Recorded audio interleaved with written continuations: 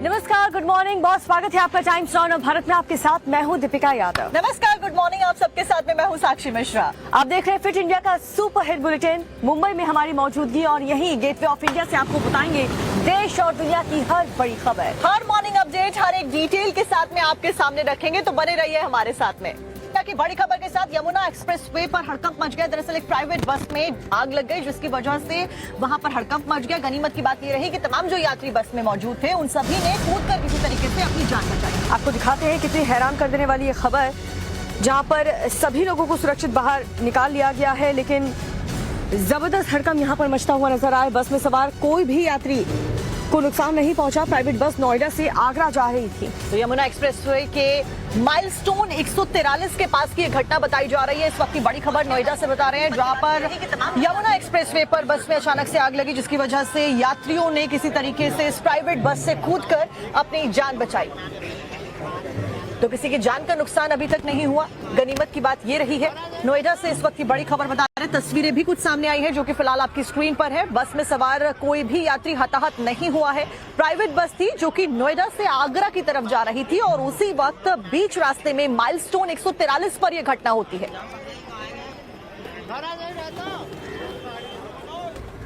और देखिए, जैसे ही ये घटना होती है, जैसे ही इस प्राइवेट बस में आग लगती है, अफरा तफरी का माहौल जाहिर तौर पर सड़क पर देखने को मिलता है। कुछ तस्वीरें भी सामने आई हैं, जो कि फिलहाल आप अपनी स्क्रीन पर देख रहे हैं।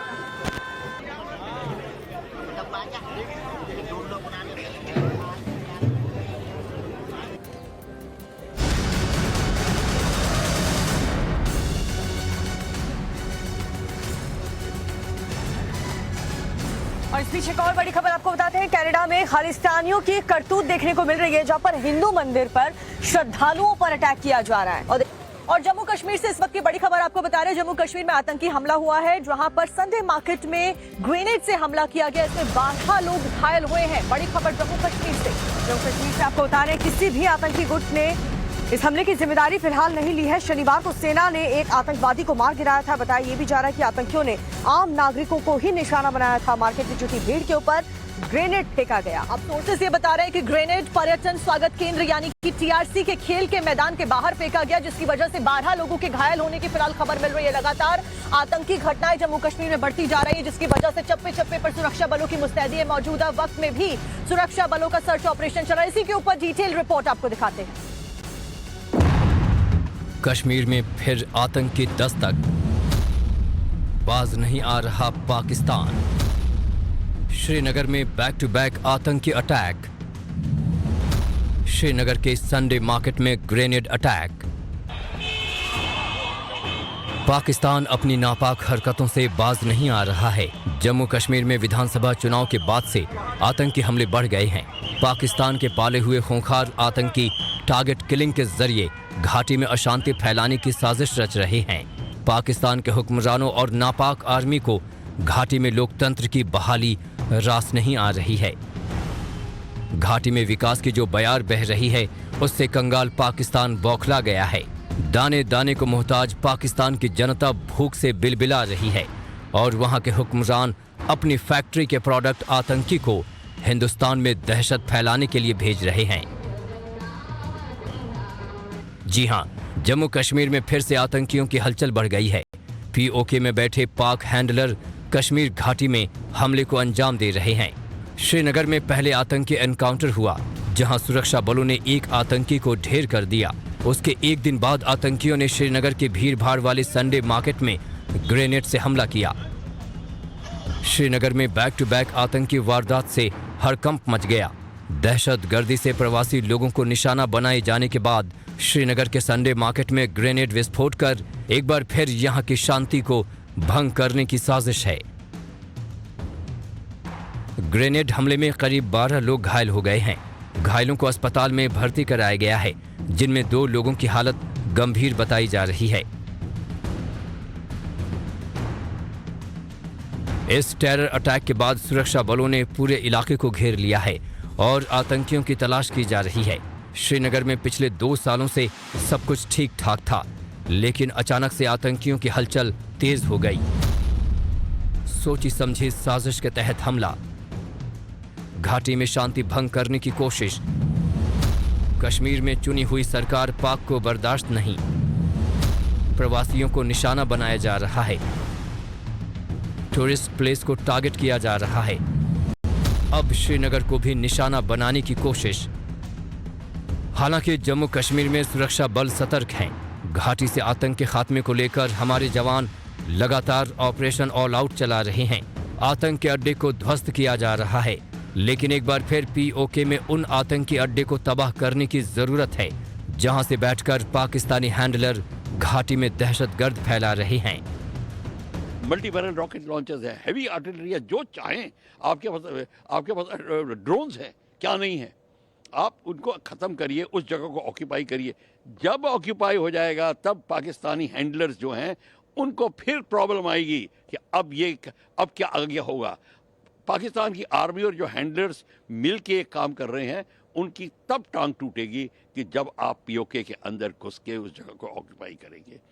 फिर वो कश्मीर पर नहीं कंसंट्रेट करेंगे, वहाँ पे करेंगे। अभी वो कश्मीर पर कंसंट्रेट कर रहे हैं क्योंकि उनको अपनी रोजी रोटी पक्की करनी है, इसीलिए वो कश्मीर का मुद्दा अलाइव रख रहे हैं। आर्मी, पाकिस्तान की आर्मी का ये काम है। जम्मू कश्मीर में अनुच्छेद 370 हटने के बाद विधानसभा चुनाव संपन्न हो गया और नई सरकार का गठन भी हो गया, लेकिन उसके बाद आतंकियों ने घाटी में खूनी खेल शुरू कर दिया और निशाने पर हैं प्रवासी नागरिक। मुख्यमंत्री उमर अब्दुल्ला ने श्रीनगर में हुए आतंकी हमले की निंदा की है। नेशनल कॉन्फ्रेंस के विधायक मजीद लारमी ने कहा कि सेंट्रल गवर्नमेंट को सख्त एक्शन लेने की जरूरत है। और इस खबर पर ज्यादा जानकारी के साथ हमारे सहयोगी साहिल सोहेल हमारे साथ जुड़ चुके हैं। साहिल, संडे मार्केट में जिस तरीके से ग्रेनेड अटैक करके आम लोगों को टारगेट किया जा रहा है, क्या कोई भी जानकारी मिल पाई है कि किस संगठन से ये लोग ताल्लुक रखते थे जिन लोगों ने ग्रेनेड फेंका है? देखिए, फिलहाल जो इन्वेस्टिगेशन है जो जम्मू कश्मीर पुलिस ने बाकी जो सिक्योरिटी एजेंसियां हैं उनके साथ मिलकर शुरू कर दी गई हैं और सूत्रों से पता चल रहा है कि टीआरएफ के जो आतंकवादी है वो इस घटना में शामिल हो सकते हैं, क्योंकि जिस तरह से खानियार एनकाउंटर में पाकिस्तानी आतंकवादी उस्मान को मार गिराया है, उससे एक बहुत बड़ा दचका लश्कर तैयबा टीआरएफ संगठन को लगा है। और ये संगठन और ये जो आतंकवादी खानियार ऑपरेशन में मारा गया श्रीनगर में OGW नेटवर्क को दोबारा जिंदा करने के लिए पहुंचा था। और ऐसे में देखा जा रहा है और सुरक्षा के जो सूत्र है वो ये बता रहे हैं कि टीआरएफ से जुड़े जो आतंकवादी है या टेरर एसोसिएट है, उन्होंने ये ग्रेनेड अटैक किया है और उन्होंने ये जो संडे मार्केट एरिया है वहाँ पे आम नागरिकों को जो है निशाना बनाया। 12 नागरिक जो है इसमें घायल हैं। श्रीनगर के SMHS हॉस्पिटल में उनका इलाज कर रहा है। 2 की हालत गंभीर बताई जा रही है और फिलहाल पूरे एरिया को जो है सर्विलेंस पे रखा गया है। ड्रोन कैमरास के जरिए भी नजर रखी जा रही है और इस एरिया में जो CCTV कैमरास लगे हुए हैं वहां भी CCTV फुटेज को खंगालने की लगातार कोशिश की जा रही है। जांच का विषय है वो लगातार जांच के लिए जम्मू कश्मीर पुलिस विभाग की जो सुरक्षा एजेंसियां हैं उनके साथ। ठीक है साहिल, फिलहाल जानकारी देने के लिए आपका बहुत बहुत शुक्रिया। अलग अलग जगहों पर सुरक्षा बलों के द्वारा जम्मू कश्मीर में मौजूदा वक्त में फिलहाल सर्च ऑपरेशन चलाया जा रहा है। लेकिन इसी में जम्मू कश्मीर से जुड़ी एक और बड़ी खबर आपको बता दें। जम्मू कश्मीर में आज विधानसभा सत्र का पहला दिन है जिसको लेकर तैयारियां देखने को मिल रही है। आज पहला सत्र है और पहला दिन है। आपको बता दें पहले दिन सुबह 10:30 बजे विधानसभा स्पीकर का चुनाव होने वाला है और इसके बाद 11:30 बजे उपराज्यपाल का अभिभाषण भी होने वाला है। तो मुख्यमंत्री उमर अब्दुल्ला ने कल विधायक दल की बैठक बुलाई थी। बैठक में कांग्रेस, CPI, आम आदमी पार्टी और निर्दलीय विधायक पहुंचे थे। ऐसे में आज का दिन बेहद अहम है। आज जम्मू कश्मीर विधानसभा का पहला सत्र है और इस बीच क्या कुछ होता है इससे जुड़ी भी पल पल की अपडेट आप तक पहुंचाते रहेंगे।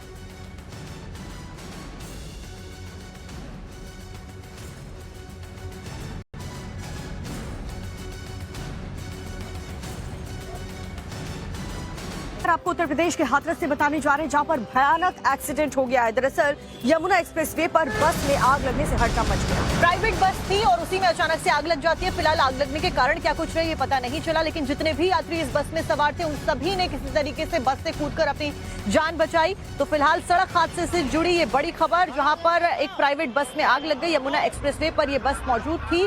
बस में सवार सभी यात्री में चीख पुकार मच गई। अफरा तफरी का माहौल देखा गया। वक्त रहते सभी यात्रियों ने कूदकर अपनी जान बचाई। आग लगते ही एक्सप्रेसवे पर वाहनों की लंबी कतार लग गई। मनीष यादव ज्यादा जानकारी लेकर जुड़ गए। मनीष, फिलहाल फिलहाल क्या कुछ जानकारी है कि कैसे अचानक से ये आग लग गई और कितने यात्री आखिरकार इस बस में सवार थे? देखिए, दिल्ली के वजीराबाद से एक डबल डेकर बस बिहार के सुपौल जा रही थी। यमुना एक्सप्रेस वे पर जब वो चढ़ी, सादाबाद कोतवाली क्षेत्र इलाके में एक गांव पड़ता है मिठावली, जहां पर पहुंचते ही यात्रियों को आभास हुआ कि सामान में रात लगभग 8 बजे के आसपास ऊपर रखे सामान में आग लग गई है। आग की लपटें जब यात्रियों ने देखी तो वहां खलबली मच गई। यात्रियों ने कूदकर अपनी जान बचाई है। पूछताछ में ये जानकारी मिल पाई है कि सामान में कोई ऐसी पदार्थ था जिसके चलते वहां पर आग लगी और आग ने बाकी सामानों में तेजी से रुख कर लिया। हालांकि सभी यात्री सुरक्षित हैं। यात्रियों ने कूदकर अपनी जान बचाई। जानकारी मिलने पर फायर स्टेशन से दमकलें भी भिजवाई गई, पुलिस फोर्स भी वहां पहुंची। जो यात्री बस में सवार थे उनको सुरक्षित स्थानों पर भेजने की व्यवस्था भी वहां के प्रशासन, स्थानीय प्रशासन ने करवाई है। ठीक है, जानकारी के लिए आपका बहुत बहुत शुक्रिया मनीष। और इसी के साथ में आगे बढ़ते हुए अगली खबर का रुख करते हैं। छठ का पर्व आ गया है और ऐसे में हर व्यक्ति अपने घर जाना चाहता है, लेकिन ट्रेनों में जो मौजूदा वक्त में हालात है वो बहुत ज्यादा मुश्किल भरे हो गए हैं, जिसकी वजह से लोगों को अपने घर जाने में मुश्किलों का सामना। और त्योहारी सीजन की वजह से मुंबई समेत देश के कई ऐसे रेलवे स्टेशन हैं जहां पर जबरदस्त भीड़ इन त्योहारों की वजह से देखने को मिल रही है। क्या हालात हैं आपको दिखाते हैं इस रिपोर्ट में।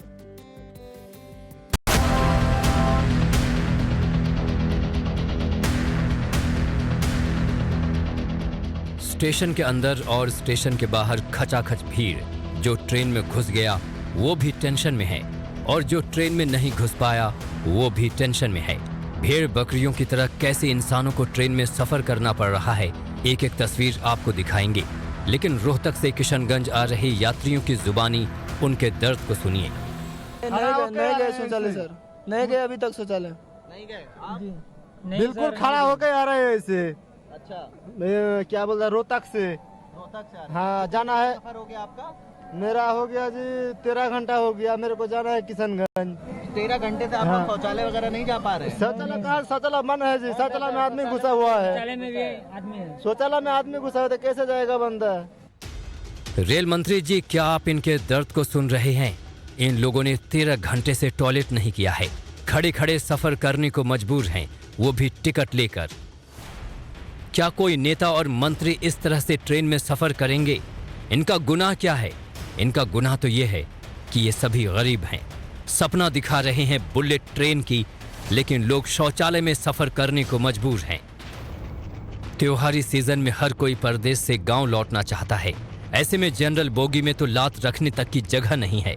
अब जरा बेंगलुरु से दरभंगा जाने वाली ट्रेन की हालत तो देखिए। कैसे ट्रेन पकड़ने के लिए लोगों में धक्का मुक्की हो रही है।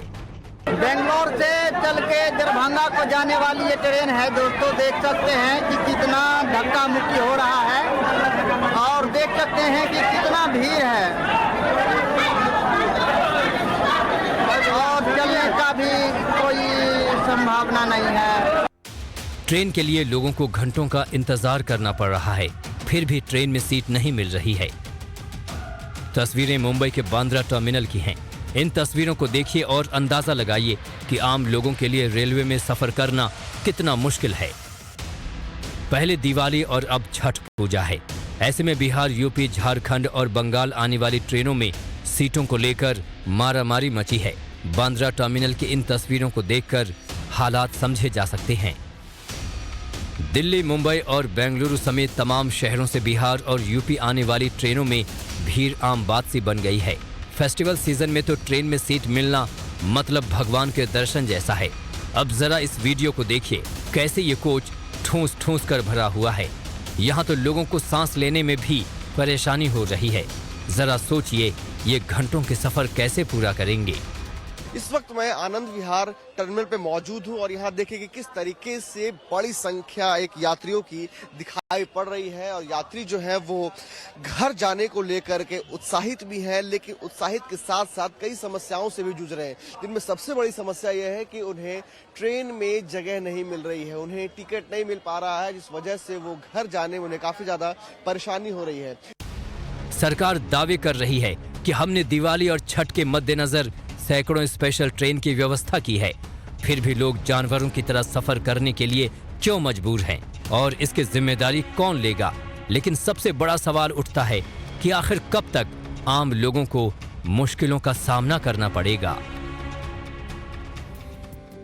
नॉर्थ से जहां पर सिलेंडर में ब्लास्ट होने की वजह से बड़ा हादसा हो गया। दरअसल पाइपलाइन में लीकेज हो रही थी, जिसकी वजह से ये बड़ा हादसा हो जाता है, सिलेंडर फट जाता है और इस आग को बुझाने में बताया जा रहा है 11 लोग गंभीर रूप से घायल हुए हैं। घायल में बच्चे और महिलाएं भी शामिल हैं। सभी घायलों को अस्पताल में भर्ती करवा दिया गया है। कन्नौज कोतवाली की ये पूरी खबर आपको बताने जा रहे हैं, जहाँ पर घर में सिलेंडर फटने से ये बहुत बड़ा हादसा हुआ। देखिए, पाइपलाइन में लीकेज हो रही थी और उसी के कारण, इस रिसाव के कारण गैस के सिलेंडर में आग लग जाती है और सिलेंडर फट जाता है ना। ये छुट्टी का प्रोग्राम था, घर में खाना बन रहा था, वो एकदम गैस का पाइप पता नहीं क्या लीकेज हुआ है, उसमें एकदम आग पकड़ ली। उसको बुझाने के चक्कर में कई लोग झुलस गए। कितने लोग घायल हुए? घायल करीब 11 लोग हुए घायल। और आगे बढ़ते हैं, शाहजहांपुर में आर्मी का फर्जी कैप्टन जिसे गिरफ्तार कर लिया है पुलिस की टीम ने। जेल से छुड़वाने के नाम पर उसने 50,000 रुपए मांगे। जब इसकी गिरफ्तारी हुई तो बताया जा रहा है कि ये जो वर्दी पहनी हुई थी, इसने वो सेना की वर्दी पहनी हुई थी और उसी में ये घूमता हुआ देखा गया। फिलहाल मौके से एनडीए का कैंटीन कार्ड भी जब्त किया गया है। इसी के साथ में खुद को एनडीए कैप्टन या आरोपी लगातार बताता आया है। जेल छुड़वाने के नाम पर 50,000 रुपए मांगे गए। कई आर्मी अफसरों के घर पर ये काम कर चुका था। गिरफ्तारी के दौरान भी सेना की वर्दी में ही ये पाया गया और बताया कि वह एनडीए में अफसर के पद पर कार्यरत है। जब उससे एनडीए की फुल फॉर्म पूछी गई तो नहीं बता सका और सकपक आ गया। गंभीरता से जब पूछताछ की गई तो उसने बताया कि वह 10 तक पास है और कैंट क्षेत्र शाहजहांपुर में दैनिक मजदूरी पर काम किया है। इसके अतिरिक्त वह बरेली में जाट रेजिमेंट में भी अफसरों के यहाँ पर काम किया हुआ है, जिससे उसे आर्मी के बारे में अच्छी जानकारी हो गई है। उस व्यक्ति के पास से एक मिलिट्री कैंटीन का कार्ड भी निकला है। इसको पूछताछ के बाद हिरासत में लेकर अग्रिम विधिक कार्रवाई हेतु माननीय न्यायालय के समक्ष प्रस्तुत किया जा रहा है। और दिल्ली से बड़ी खबर, जहां पर दिल्ली पर भाई दूज के मौके पर फायरिंग की घटना को अंजाम दिया गया। दरअसल अपने सी साड़ू को गोली मार दी गई और इस गोलीबारी की घटना की वजह से आसपास में सनसनी फैल गई। विवाद के बाद आरोपी अजय ने हेमंत को गोली मार दी है और देखिए यहाँ पर बवाल शुरू हुआ। ये माला बनाने का व्यवसाय करते थे ये दोनों। भाई के घर पर त्योहार मनाने आई थी दोनों बहनें। मृतक के परिवार वालों का रो रो कर बुरा हाल है। हत्या के बाद से आरोपी मौके से फरार। पोस्टमार्टम के बाद जांच में पुलिस की टीम जुट चुकी। बहुत ही मामूली सा विवाद था, जिसके ऊपर परिवार में गोलीबारी हो गई। हम सारी बहनें आए थे इकट्ठे होकर दौज करने। तो मेरा तो लड़का छोटा है तो वो रो रहा था, तो मैं उसे छुपा रही थी। एकदम ना गोली चलने की जैसे आवाज़ लगी ना, तो लोग कहने लगे पटाखे छूटे हैं। तो मेरा छोटा लड़का 1.5 साल का, वो रो रहा, तो मैं उसे लेके गैलरी में चली गई और इसके पति ना खून में लथपथ होकर भाग रहे थे। इनकी आपस की मतलब ऐसे तू मैं चल रही थी। दोनों साड़ू हैं? दोनों साड़ू हैं।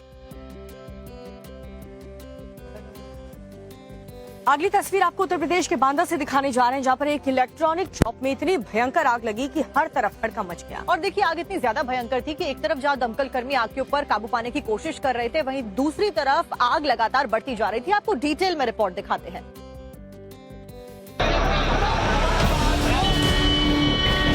आग विकराल है, चारों तरफ धुएं का गुबार है। धधकती आग की लपटें देख हर तरफ दहशत का माहौल है। आग की लपटें कई फीट तक उठ रही हैं। धुआं आसमान छू रहा है। आसपास काले धुएं का बादल छा गया है। तस्वीरें हालात को बताने के लिए काफी हैं कि आग कितनी ज्यादा भयंकर रही होगी। फायर ब्रिगेड की टीम आग पर पानी की बौछार कर रही है, लेकिन आग इतनी विकराल है कि बुझने का नाम नहीं ले रही। आसपास के लोगों में अफरा तफरी मची है। लोगों में दहशत का माहौल है। खौफनाक आग की ये तस्वीरें यूपी के बांदा की हैं, जहां कलुकुआं इलाके के एक इलेक्ट्रॉनिक की दुकान में अचानक आग लग गई और आग ने देखते ही देखते विकराल रूप धारण कर लिया, जिसमें पूरी दुकान धू धू कर जलने लगी। आग इतनी भयंकर थी कि आसपास के दुकान मालिकों में डर का माहौल बन गया, जिसके बाद आसपास के लोगों ने फायर ब्रिगेड की टीम को खबर दी और मौके पर पहुंचकर दमकल विभाग के लोग आग पर काबू पाने में जुट गए। आग इतनी ज्यादा भयंकर थी कि इसे बुझाने में कड़ी मशक्कत करनी पड़ रही थी। एक तरफ टीम पानी की बौछार कर रही थी तो वहीं दूसरी तरफ आग और बढ़ती जा रही थी। इलेक्ट्रॉनिक की दुकान होने की वजह से आग पर काबू पाना और भी मुश्किल हो रहा था।